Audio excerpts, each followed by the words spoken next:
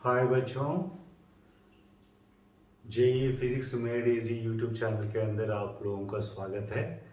तो आज मैं डिस्कस करने वाला हूँ फर्स्ट लॉ ऑफ मोशन। ठीक है, कल भी थोड़ा डिस्कस किया था पिछले वीडियो में, आज भी उसी के ऊपर और डिस्कस करूँगा। ठीक है, तो वीडियो अच्छा लगा तो सब्सक्राइब कीजिएगा, लाइक कीजिएगा, शेयर कीजिएगा, कमेंट कीजिएगा। क्वेश्चंस अगर कुछ क्वेरी है तो कमेंट में बता दीजिएगा।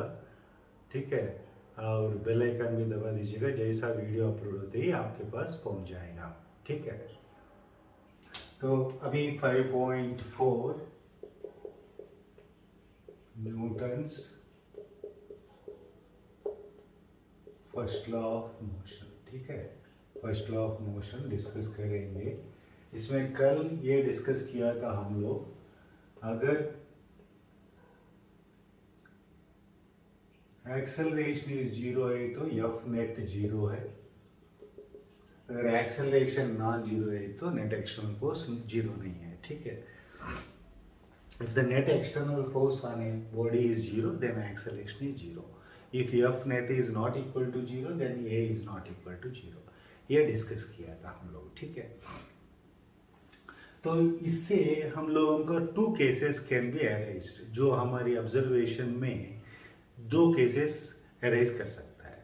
ठीक है, फर्स्ट केस क्या है, F net is equal to zero। ठीक है, तो इस केस में हम क्या बोल सकते हैं, acceleration is equal to zero बोल सकते हैं फर्स्ट केस में। एग्जाम्पल क्या है, सम स्पेस क्राफ्ट है, स्पेस शिप है, या ठीक है स्पेस शिप है। ठीक है, rockets turn off and everything is turn off and away from the world. ठीक है, तो इसके ऊपर कुछ भी फोर्सेस नहीं है, so net force is zero हम बोल सकते हैं इसके ऊपर। सो इसके ऊपर नेट फोर्स इज जीरो, तो इसका एक्सेलरेशन जीरो है।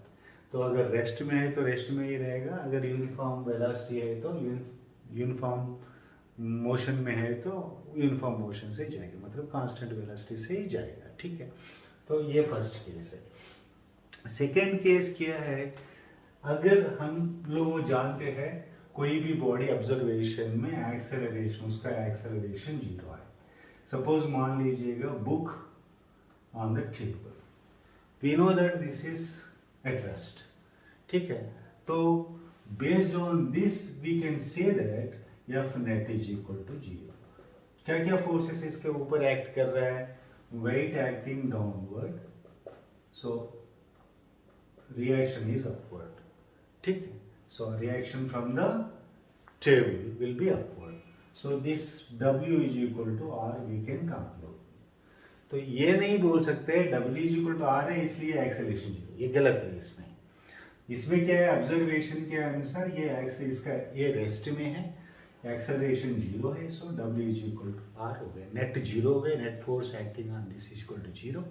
तो इसकी वजह से ये W is equal to R हुआ है, ये ध्यान में रख लीजिए बेटा। जैसा अगर कार है, कोई कार है तो या बस है तो रोड के ऊपर यूनिफॉर्म वेलोसिटी जा रहा है तो वैसे ही जाएगा, लेकिन रेस्ट में है, अगर स्टार्ट करना है तो इट विल बी एक्सेलरेटिंग। ठीक है, acceleration cannot be given from internal force. ठीक है, एक्सेलरेट हो रहा है तो कुछ एक्सटर्नल फोर्स चाहिए जो फॉरवर्ड लेके जा रहा है इसको, तो frictional force is the frictional force ही इसको only external force that is making it to move. बाद में ये आप लोग सीखेंगे। ठीक है, फ्रिक्शनल फोर्स के बारे में आप लोग सीखेंगे, तब आप लोगों को समझ में आ जाएगा। ठीक है, तो these are the two cases, यहाँ टू केसेस अरेज हुआ है। First case f net is equal to zero है तो ये is equal to zero. Second case अगर ये इज इक्वल टू जीरो है तो f net is equal to zero. So ये दोनों केसेस है, दोनों केसेस में एक एग्जांपल, फर्स्ट केस का एग्जांपल स्पेसशिप ले लिया, f net is equal to zero है, तो इसके ये हम जानते हैं स्पेसक्राफ्ट के ऊपर कोई भी फोर्सेस नहीं है, तो इसका एक्सेलरेशन जीरो है। कल एक एग्जांपल भी किया था हम लोग, तो वही एग्जांपल इसके ऊपर ही है। अगर मान लीजिएगा एक्सेलरेशन जीरो बोल के हमारे ऑब्जर्वेशन में मालूम होता तो net force acting on that is equal to zero, ये भी बोल सकते हैं। ठीक है, तो ऐसा ये एग्जांपल है। जब अगर ये यूनिफॉर्म मोशन में है तो कि कोई भी एक्सटर्नल फोर्स नहीं रहेगा इसके ऊपर, मतलब कोई भी एक्सटर्नल फोर्सेस रहेगा लेकिन बैलेंस हो जाएंगे, net external force is equal to zero हो जाएगा। ठीक है, ये ध्यान में रख लीजिएगा, ये फर्स्ट लॉ ऑफ मोशन के ऊपर है। ठीक है, और inertia is the property of the body due to which it opposes the change of its state of rest और uniform motion.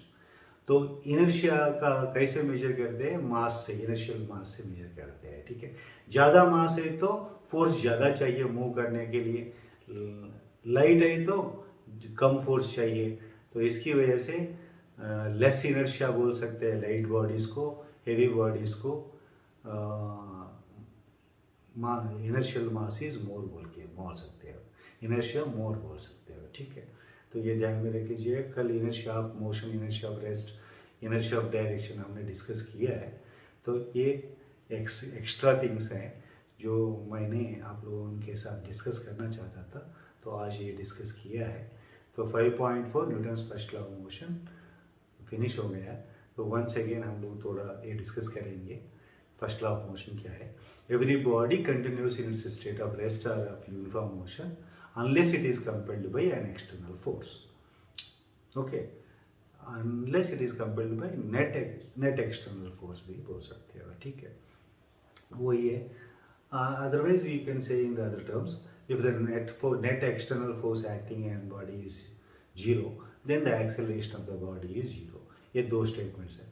If the net external force is not zero, then the body will be having some acceleration. ठीक है, ये दोनों statement Newton's first law of motion है। ठीक है, thank you, bye, see you in the next.